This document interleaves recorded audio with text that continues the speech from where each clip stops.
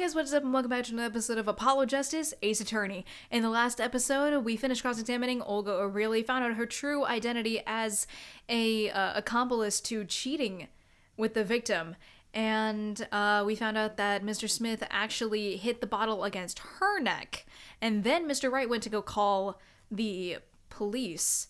And then we went back to the whole, fourth person thing, and we found out that it was actually Kristoph, because Kristoph said something about the bald head of the victim when he had supposedly never seen him without his hat before.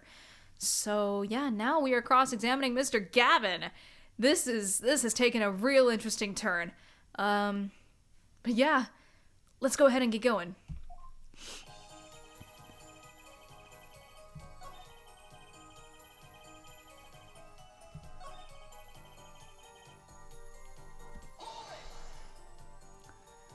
How do you know it was right after the murder?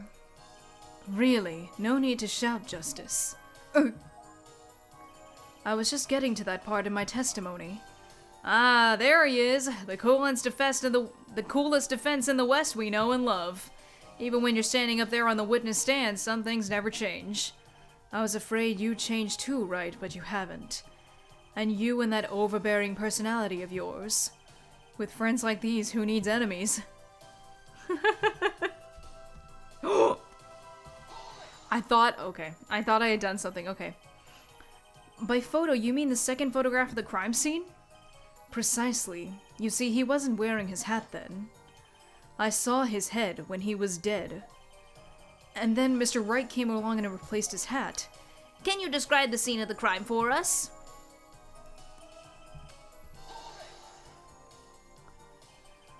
Those were the only three at the scene of the crime? Yes, as far as I saw at least. Then we're back where we started. The killer was the defendant, Phoenix Wright. Who else could it have been? But why didn't you talk to the police? 2 reasons. First, I didn't actually witness the very moment of the crime. Second, my office was asked to defend Wright. Even after seeing what I had seen, I couldn't abandon my friend. There must have been someone else there at the moment of the crime. Justice, I just said I saw no one, not a soul. But that goes against what Mr. Wright said. Ah, yes, this mysterious fourth person, who would conveniently be the real killer, I suppose. Glad to see we agree, Mr. Gavin. Let me pose a question then. Tell me, what possible reason did the real killer have to swap the cards in the victim's hand? Perhaps you can show us a reason why such a thing would be necessary? How can I show something I can't find myself? Remember, Apollo, the card that was swapped out was the 5th ace. The 5th ace, right. Well, Mr. Justice, the question of why the killer would swap out a card has been raised. Can you point to a reason? Might as well show evidence. It's now or never. The defense would like to present evidence to the court. Evidence showing the reason why a card was swapped out. Then go ahead and point your reason, Mr. Justice. Why did the killer take the 5th ace?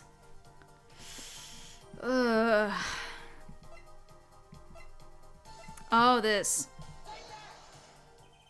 My reason is, this. Is that an ace? Why, it's got blood on it! Right next to the spade! What?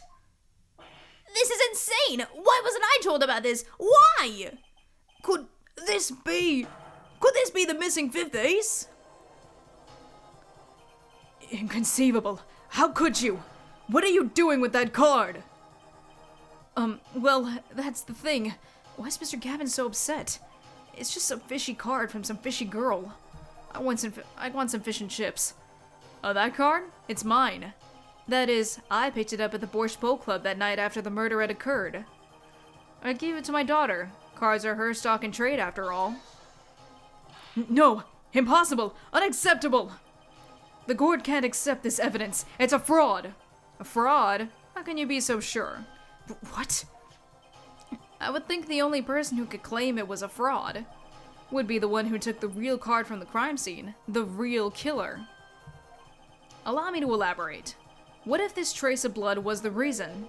The reason for for the killer to take the card from the scene of the crime. Where are you going with this? Take another look at the photo, and at the victim's head. At the moment of the crime, his hat fell to the floor, and a trickle of blood ran from his forehead down to the back of his head. Couldn't a drop of that blood have fallen on one of the cards? I suppose. The killer then took the card to hide the blood. Regardless, that evidence is non-permissible. Oh? Right. Regardless of how you wasted the last 7 years, you used to be a lawyer. You know what a serious crime it is to conceal evidence. Oh, we can discuss the finer points of our legal system later. What's important now is that I've answered your question. What are you talking about? You wanted to know why the killer would have taken a card from the crime scene. And now, I've told you. That one drop of blood would have been decisive evidence, you see. This is baseless conjecture. Baseless! Oh! Oh, I assure you, it's quite based. What? It's amazing, really. How a single drop of blood on a single card can lead us to the truth. It's quite simple. Well, Apollo? Yes? Try picturing the scene of the crime. In your head. Oh! 3D graphics, we'd love to see it. Hello. The murder took place in the hideout. The body of the luckless victim was found at the poker table, and before the killer swapped a card out, there was a single card with a drop of blood on it in the victim's hand. Given this, there is one decisive problem with this scene. Well, what is it? Let's keep it simple, shall we? Given that there was a drop of blood on the card, whose position in this diagram doesn't fit? The victims, the killers, the witnesses, the second witnesses? Whose position doesn't fit with the bloody card? The victims. Well, isn't it the victim's position that's the problem? I don't follow your logic here, Mr. Justice. Well, look, the victim was struck on the head, sending him back in his chair. You'd think any blood would fall behind the body, not onto the table in front of him. Oh! Take a look at the photo again. If he bled in this position, the blood would fall onto the floor, not on the cards. Why, that's right! So what does this mean? Incidentally, we were sitting in swivel chairs. Swivel chairs? Oh, man. Apollo, try turning the chair around. Nice. The chair was facing the other way? It would have to be. So, we have to assume that at the time of the murder, the victim's chair was facing away from the table. When Mr. Wright returned from avoiding the police, which way was the chair facing? When I came back to the room, the body was facing as seen in this photo. That would mean the killer turned the chair back around. Let's take the next step. Look at the diagram once more. We know now that the victim was facing away from the table at the time of the murder, but this creates another significant contradiction. Again? Let's test your reasoning skills again, shall we? Apollo, whose location on this diagram contradicts our new understanding of the crime? The victims? The killers? The witnesses? The second witnesses?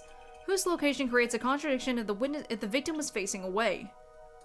The killers. Because the guy was struck on the front. Indeed. Well, wouldn't it be hard for the killer to hit him from the front? Sitting where his indicator currently is? I would think it'd be quite hard, yes. Yes, but what you're saying makes no sense. Why would the victim suddenly turn to face the wall in the middle of a game? I believe a sufficient reason will soon come to light. What? There's something in this diagram that makes far less sense, actually. Look again at the diagram. Apollo, if the victim was struck while he was sitting as shown here, where would his assailant be standing? Try marking it on the diagram. What? But there's no room to put a mark where the killer should be. Don't worry. Let's think it through and see what we find. We know the victim was facing toward the wall at the time of the crime. That's the only thing we know for sure. Try to forget about everything else. Where would the killer have to be standing to strike our victim from the front? He was inside this. The killer had to be standing, well, here. You get points for flair, but that's about all you get. I thought I was onto something there too. I hardly need to point out that standing there would be impossible. The victim is facing a solid cupboard. Or are you claiming the killer climbed the cupboard and hit him from above? Ha! It's simple logic, really. If this was the only place the killer could have been standing, then that means that at the very moment of the crime... Wait, I know! At the moment of the crime, the cupboard wasn't there. What's this now? I mean, that's the only explanation, right, Mr. Gavin? Your Honor, I have a suggestion for the defense. We should arrange to examine the cupboard and the hideout immediately. Bailiff, send a team to the crime scene immediately. And then try to move the cupboard. Your Honor? What? There's one more thing your men should look for. Please give this to the bailiff. Yes. I see. You do belong in the courtroom after all, Mr. Wright. I do my best. Damn. But let's forge ahead here while we wait. Look at the diagram once again. It's been changed. If the killer was standing here at the time of the crime, then this cupboard wasn't here, which means... Apollo, try moving the cupboard. Thank you. As you can see, the cupboard was the problem. At the time of the murder, it has to have been as shown here. Now everything is in place to reconstruct the moment of the crime. Oh my! What's this? What is it now? Look at the diagram of the crime scene once more. It appears we found yet another contradiction. What I believe to be the final contradiction, in fact. Huh? Oh, dang! Notice something, Apollo? Our line of deduction is rapidly approaching its logical conclusion. Now then, Mr. Justice, please point to the new contradicting indicator. Is it the victim, the killer, the witness, the second witness? Which indicator in this diagram contradicts what we know about the crime? The second witness, Kristoph. About this cupboard, are we all okay with assuming it was moved? Sure, why not? Well, if it was, something really doesn't fit. The cupboard would completely cover out the window to the stairs. Oh! That's right. Someone standing outside wouldn't be able to see in. Someone like Mr. Gavin. What? What did you say? Oh? Is the coolest defense attorney in the West losing his cool? You don't expect me to play along with your little game, right? It's only a game until someone gets killed, Mr. Gavin. And someone was, while the window to that room was being blocked by a cupboard. So, Mr. Gavin, perhaps you'd like to explain to the court. Exactly, where did you witness the crime scene from? Order! This is a court of law, and I will have order! We just now received word from our investigative team at the Borscht Bowl Club. They've examined the cupboard at the hideout, Your Honor. Oh? And what did they find? Well, Your Honor, it turns out there was a secret passage behind it. What? Ah, yes, I believe I mentioned something of the sort before. This is one of the tricks to this room. This is one of the tricks to the room many of our regulars know about. I do remember him saying something about that, now that he mentions it. A secret passage is a handy thing to have when you're engaged in illegal goings-on. Never know when you might need to duck away from the eyes of the law. So the room has a secret passage. Where does it go? The other side connects to the restaurant above. The underworld bosses could get away from the cops and enjoy a cold bowl of borscht, no doubt. Just like our killer. Did we get him?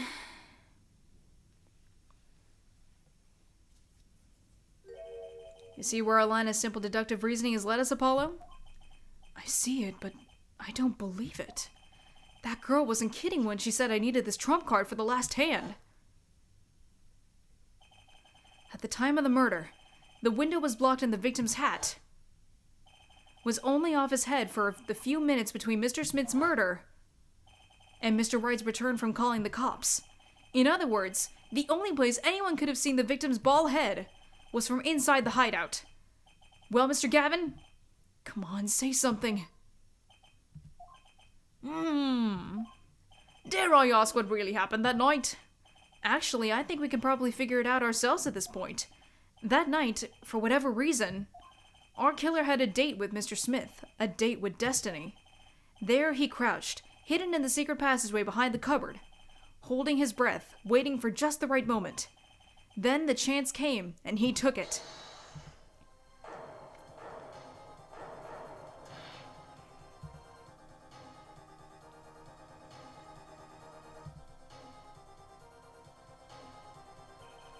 Miss Olga O'Reilly was out cold, struck by Mr. Smith. But his time was soon to come. Mr. Wright went upstairs to call the cops, leaving Mr. Shady Smith alone in the hideout with the unconscious dealer. Then, our killer stepped out from the secret passage and into the hideout. The victim must have heard the cupboard sliding aside. He wheeled his chair around to look, and... after the deed was done, the criminal must have seen the blood on the card. He would have, of course, realized the need to destroy the evidence. That single spot of blood told the whole story of the crime. Too bad for him he didn't linger any longer in the hideout that night. If he had, he might have noticed the cards on the floor. And the fact that they were all red. Ugh.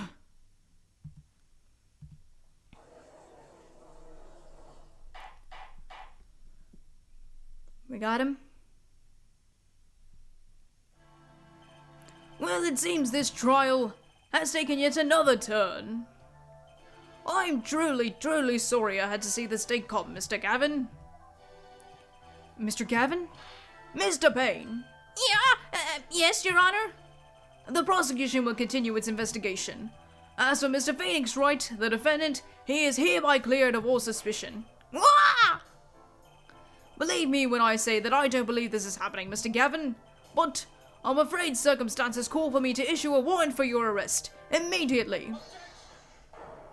Oh, come on.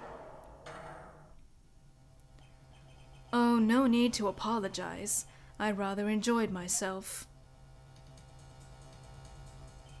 It's not every day you get to witness a legendary attorney's dirty tactics firsthand.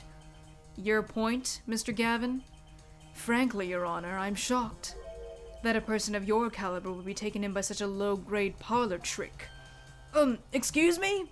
The defendant is cleared of all suspicion? This is hardly the time for jokes, Your Honor. Mr. Wright hasn't proven anyone's guilt or innocence here. What he has done is put illegal evidence to put the blame on someone else. And not just anyone else, but me, his own defense attorney. Illegal evidence? Let me ask you, Mr. Gavin. Is there still any reason at present to suspect me of wrongdoing? Of course. This bottle, for instance. The bottle of grape juice Mr. Wright was drinking. How do you intend to explain away the fingerprints on the murder weapon? And not just any fingerprints. Am I right, Mr. Payne? Actually, yes. The fingerprints on the bottle were, upside down. I seem to recall this being an issue earlier. This court and this case demand an explanation. I can think of only one reason why one would hold a bottle upside down, and that is to hit someone with the bottom of the bottle. Well, Your Honor? See how the caught fish squirms to the last. Well, Apollo? Yes? Your boss seems awfully concerned about this bottle still, but I'm sure you can come up with a suitable explanation, just like that. Yeah. Just like what? Why would anyone grab a bottle upside down other than to... Don't let him trick you into thinking his explanation is the only legitimate one. Is there really another? Take another look at the court record. I believe you'll find a simple answer there, in plain sight. How about you just say the answer in plain words? Well, then it wouldn't be an Ace Attorney game, now would it? Well, Mr. Justice, Mr. Gavin said that the court and this case demand an explanation. Don't worry, justice won't leave until justice is done.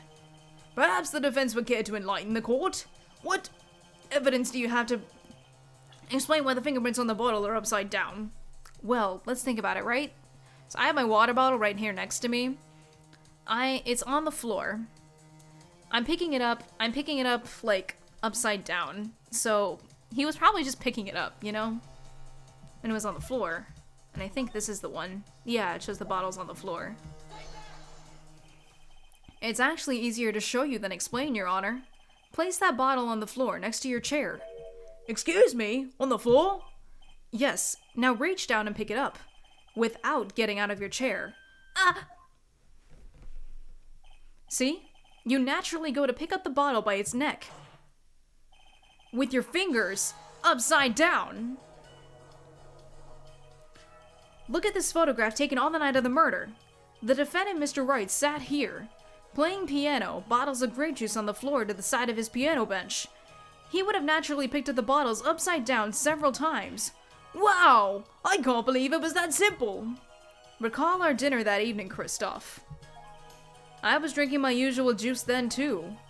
Basically, you used the bottle on the table to do the deed, but then you must have remembered. So you went and picked up one of the bottles from under the piano, and you switched the bottles. You took one of Mr. Wright's bottles and made it look like the murder weapon. Order, order, order! What do you have to say to these charges, Mr. Gavin? They're stupid. Fascinating. So this is the legendary attorney's famed tactic of misdirection. What? You claim that I switched the bottle? Where is your proof? Proof? Well, that's, As I thought, more baseless conjecture. I'm afraid your bottle of proof is quite empty. I wouldn't be so sure about that. Your Honor, when you initiated the investigation of the hideout earlier, do you recall I requested an additional investigation? Oh, yes, I have your memo about that right here. Retrieve the bottles from under the piano at the Borscht Bow Club. And here's one of the bottles in question. What, are you going to dust that for fingerprints too? I would be surprised if any were on that but his. Mr. Gavin probably wouldn't make such a novice mistake, true. That bottle won't bear a trace of anything. Say, Apollo. Yes? Why don't you go ahead and examine that bottle? But why? Just humor me. Mr. Wright. That bottle will solve this case once and for all. What? That's some bottle. Some bottle indeed. Hold on. Hold up. What is that?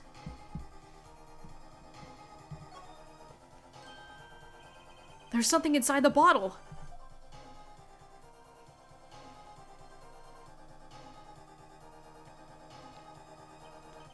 What's this? That card. It can't be. Recall that unpleasant woman's testimony for a moment? Miss Olga, really? Yes, our little swindling Devachka. That night, I planted the card like I was supposed to, and Wright lost the last hand just like he was supposed to. Then Smith searched him, but the planted card was gone. The trap failed. Wait, this isn't... You're telling me that this is the planted card you disposed of? The one you mentioned in this piece of testimony? I happened to put my hand in my pocket and found a card. Yes, I snuck a peek at it and found out it was the Five of Hearts. I had a feeling something might happen, so I disposed of the card before the game. Disposed? Where?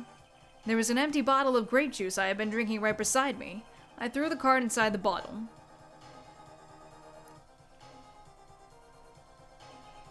The Five of Hearts. This is the card. The bottles were swapped. And the only one who could have done that was the fourth person in the club that night. You, Mr. Kristoph Gavin! Oh. I had the power of levitation.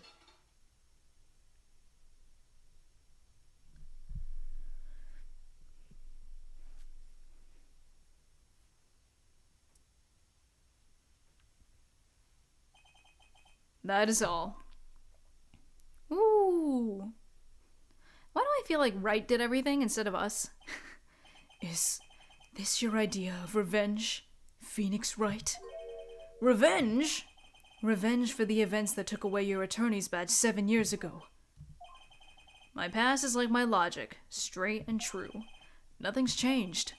All I did was point the finger of justice in the proper direction. Fine. I'm glad we could have this little tete-a-tete, right? This is insane! What about me? Don't I get to prosecute anyone? No. I believe this time we finally come to the end of our trial. Mr. Payne, do you have a report for us on Kristoph Gavin? He's admitted everything. We're processing his arrest now. I see. Still, one has to wonder why he would do such a thing. He didn't even have a connection to the victim, did he? None that we know of. Mr. Wright, have you anything to add? I'm afraid I can't shed any more light on the matter. About this victim, Mr. Shady Smith. His occupation was listed as traveler. An odd profession to be sure, and that's all we know about him. I'll arrange a follow-up investigation, Your Honor. Good. Mr. Wright? Yes? 7 years, and you still haven't lost your touch. Kristoph Gavin was a man with much significance for me, both as a friend and a lawyer. He was extremely talented, to be sure. I needed 2 things before I could confront him. The first was a place where no injustice would be tolerated, this courtroom. The second was a man who would tolerate no injustice. In other words, a defense attorney. You, Apollo. Me? A dark time is coming for our legal system. A twisting of justice brought on by our very own court system. We have to set it right. Mr. Wright. Our work lies ahead of us, and I, for one, am looking forward to it. Well, this seems like a good time to announce a verdict. This court finds the defendant, Mr. Phoenix Wright. Woo!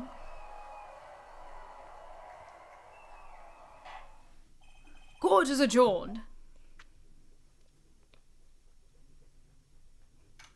April 20th, 4:28 p.m., District Court, Defendant Lobby, number 3.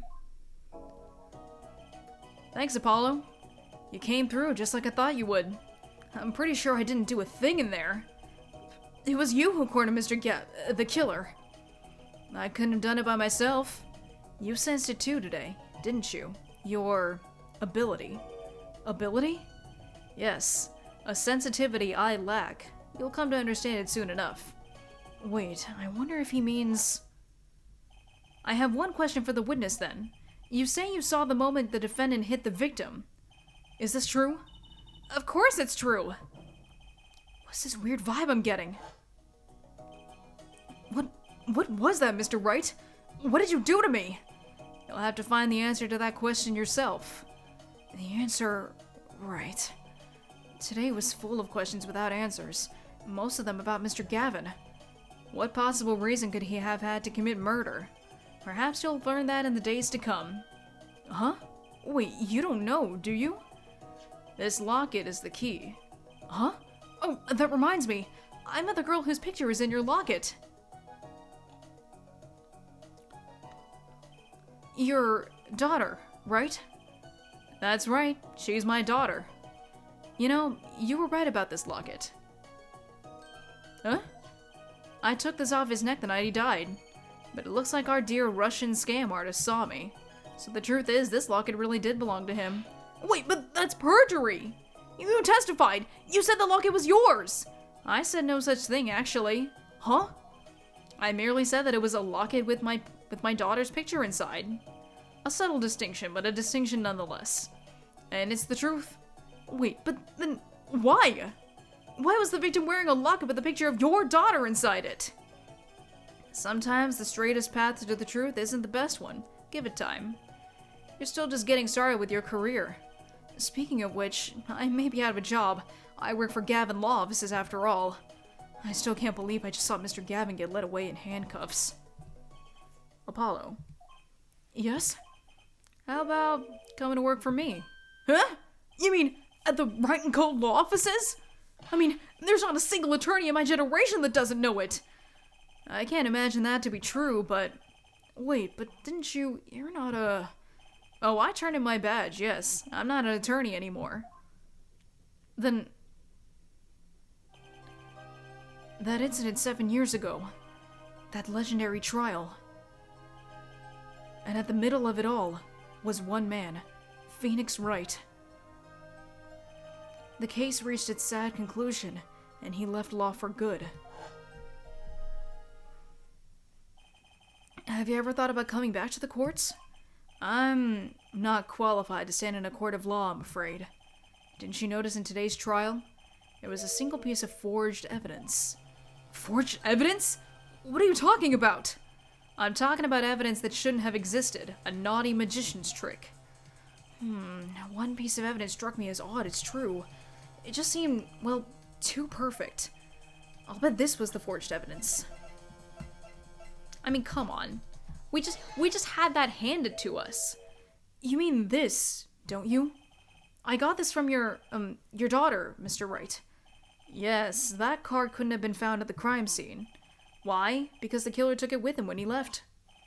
Leaving the wrong card in its place, luckily for us.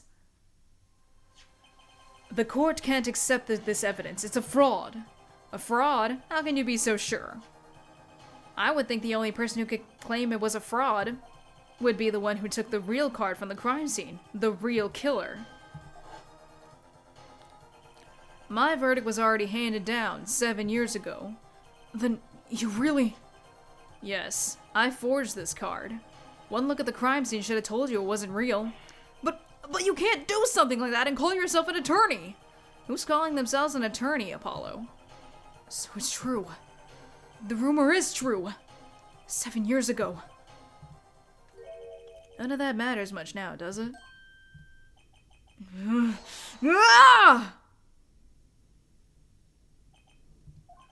I punched him. It's your story from here on out, Apollo. Perhaps I can help you turn the next page. My office's address. Drop in if you like. Mr. Wright. Oh, about your uppercut. Try yelling, "Take that!" next time. I find it packs a little more punch. And Apollo, thanks for today. I had a good time.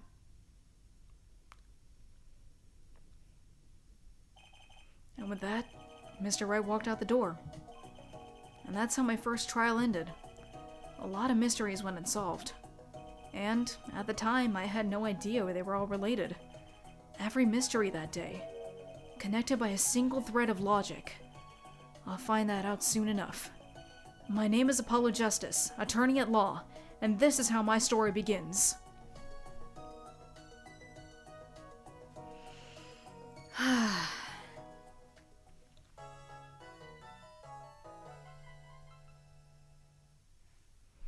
Well, I guess that's it. Usually you would see like the whole like Turnabout corner thing popping up, but then again, that happened yesterday, and it's not gonna happen today since it happened yesterday and I couldn't delete the save state. So yeah, I'm very sorry about that, but yeah. Man, this is like the start of like a whole connecting narrative. And it's really, really cool. And this is like a great, really great first case in my opinion. It's so confusing. It's like all the first cases are really, really easy. And it's like, oh, if it's not the defendant and if it's not the defendant, it's obviously got to be the very first witness that comes to the stand. But no, it's not.